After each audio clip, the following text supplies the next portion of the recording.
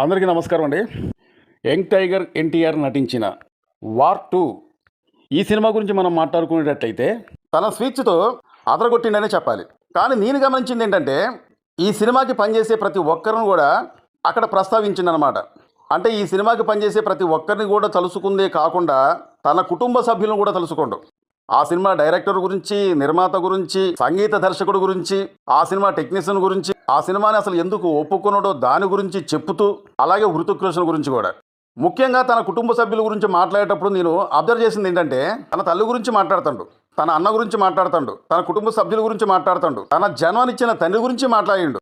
అక్కడ ఏం మాట్లాడుతున్నాడు అని గమనిస్తున్నా తన అభిమానుల గురించి మాట్లాడిండు, తనని ఇష్టంగా ప్రేమించే అభిమానుల గురించి, ప్రేక్షకుల గురించి మాట్లాడిండు, తన పిల్లల గురించి మాట్లాడిండు, అలాగే తన భార్య గురించి మాట్లాడిండు. అతను అందరి గురించి తలుచుకుంటా ఉంటే నా మనసులో నేను ఏమనుకుంటున్నానంటే అరే అందరి గురించి మాట్లాడుతుండు, భార్య గురించి మాట్లాడుతుండు, ప్రేక్షకుల గురించి మాట్లాడుతుండు, తన ఇష్టపడే అభిమానుల గురించి మాట్లాడుతుండు, ఆ సినిమాకి పనిచేసిన టీం గురించి మాట్లాడుతుండు, త్రివిక్రమ్ గారి గురించి మాట్లాడుతుండు, తన అన్నల గురించి మాట్లాడుతుండు, అంతేకాకుండా తన తల్లి తండ్రి గురించి మాట్లాడుతుండు, ఆ సినిమాలో అతనితో పాటు హీరోగా నటించిన హృతిక్ రోషన్ గురించి కూడా చెప్తాడు. డైరెక్టర్, నిర్మాత, టెక్నీషియన్స్, అలాగే పాత్రలు, పాత్రధారులు వీళ్ళందరి గురించి మాట్లాడుతుండు కదా. మరి తన ప్రాణానికి ప్రాణమైన తాతగారు గురించి మాట్లాడ్డా అని చెప్పి అతను మాట్లాడుతూ ఉంటే ప్రతి అక్షరం నేను గమనిస్తున్నా. తన తాతగారు గురించి ఎప్పుడు మాట్లాడతాడా అని. చివరకు తన ప్రాణానికి ప్రాణమైన, తన ఇష్టదైవమైన నందమూరి తారక రామారావు గారి గురించి మాట్లాడిండండి. అప్పుడు నాకు గూస్బంప్స్ వచ్చాయన్నమాట అతను మాట్లాడుతూ ఉంటే. మనం ఒకసారి గమనించినట్లయితే జూనియర్ ఎన్టీఆర్ ఎప్పుడైనా తన గురించి తాను ఎప్పుడైనా గొప్ప చెప్పుకుండో లేదో నాకైతే తెలియదు, కానీ ఆయన ఎప్పుడు మాట్లాడినా సరే, ఏ ఈవెంట్లో మాట్లాడినా సరే, ఏ ఫ్రీ రిలీజ్ ఈవెంట్లో మాట్లాడినా సరే తన తాతగారి గురించి మాట్లాడకుండా అయితే ఉండడు. ఏమో ఒకవేళ ఈ అడవుల్లో ఒకవేళ తన తాతగారు గురించి మాట్లాడటం మర్చిపోతాడేమో అని చెప్పేసి నేను అనుకుంటున్నా.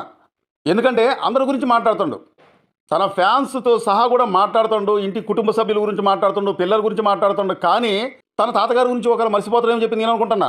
ఎందుకంటే ఇంతమంది గురించి మాట్లాడి తన తాతగారి గురించి ఒకవేళ మాట్లాడకపోతే సోషల్ మీడియాలో ట్రోల్స్ చేయడానికి చాలామంది రెడీగా ఉంటారు.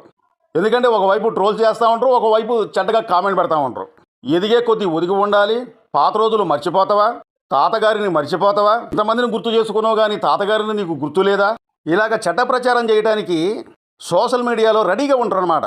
ఎక్కడ చిన్న తప్పు దొరికిద్దా అక్కడ దాన్ని ఏలెత్తి చూపిద్దామని. కానీ జూనియర్ ఎన్టీఆర్ గారు మాత్రం ఎవరు మర్చిపోయినా, ఎవరు గుర్తు తెచ్చుకున్నా గుర్తు తెచ్చుకోకపోయినా, అంటే అతని కుటుంబ సభ్యులల్లా అతను మాత్రం ఎప్పుడు మాట్లాడినా తన తాతగారి గురించి మర్చిపోడు. ఇది అతనిలో ఉన్న మంచి గుణం, మంచి పద్ధతి. సరే, మనం వార్ 2 గురించి ఒకసారి మాట్లాడుకునేటట్లయితే ఈ మధ్యకాలంలో సోషల్ మీడియాలో ఒక న్యూస్ అనేది బాగా సర్క్యులేట్ అవుతుందండి ఈ వార్ 2 గురించి.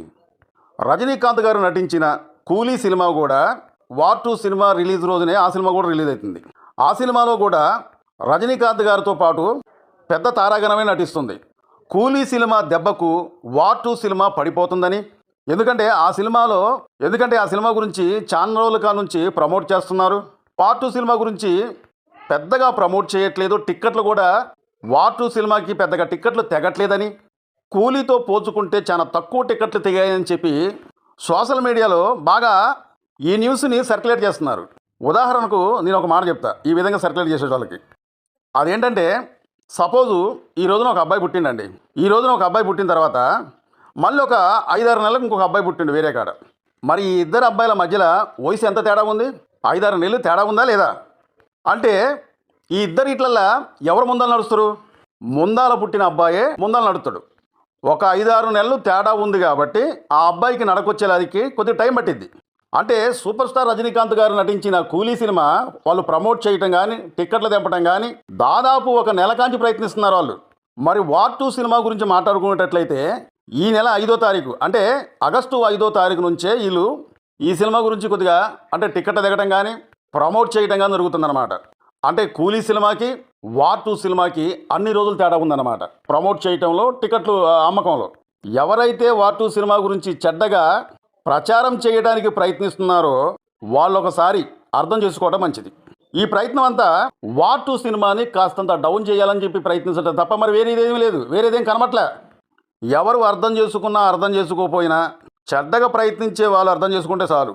అంతెందుకండి, ఇంకా కాస్త కొన్ని రోజులు, ఒక 2 రోజులు ఆగండి.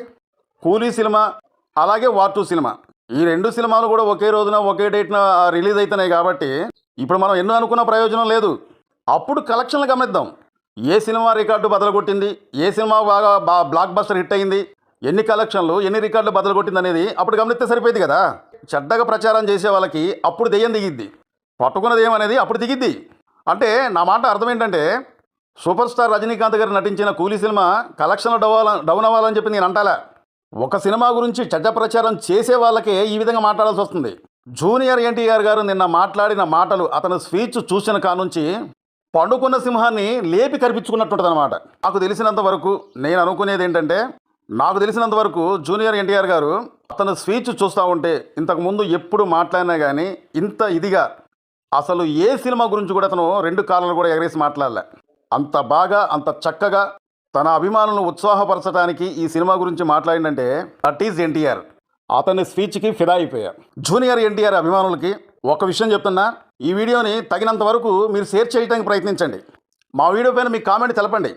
ఎందుకంటే ట్రోల్ చేసే వాళ్ళకి అలాగే చెడ్డ కామెంట్ పెట్టే వాళ్ళకి మీ కామెంట్ ఎలా ఉండాలంటే, ఎవరైతే ఈ సినిమా పైన ట్రోల్ చేస్తున్నారో, ఎవరైతే ఈ సినిమా పైన చెడ్డగా ప్రచారం చేస్తున్నారో వాళ్ళ గోబలు గుయ్యమనేలా.